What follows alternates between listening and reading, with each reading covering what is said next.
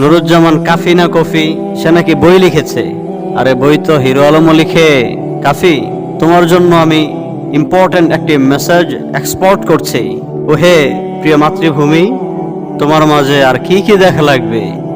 কিছুদিন আগে বের হয়েছে বউ ব্যবসায়ী, এরপর বের হয়েছে সেলুন ব্যবসায়ী, এরপর বের হয়েছে ল্যাম্বরগিনি ব্যবসায়ী।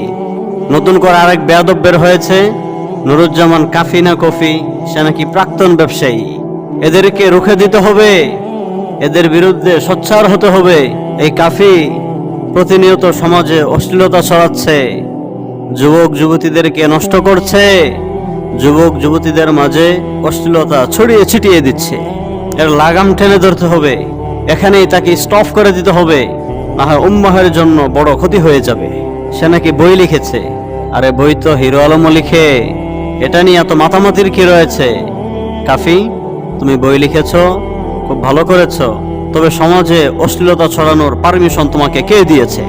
যুবক যুবতীদের মাঝে অশ্লীলতা ছড়িয়ে দেওয়ার, মেয়েদের সাথে ঢসাঢসি করার, সমাজের মধ্যে অশ্লীলতা বিস্তার করার পারমিশন তোমাকে কে দিয়েছে? ইন্নাল্লাযীনা ইউহিব্বুনা আন তাশিআল ফাহিশাতু ফিল্লাযীনা আমানু লাহুম আযাবুন আলীমুন ফিদ দুনিয়া ওয়াল আখিরাহ। যারা পছন্দ করে মুমিনদের মাঝে অশ্লীলতা ছড়িয়ে পড়ুক, for them there is a terrible punishment in this world in the hereafter।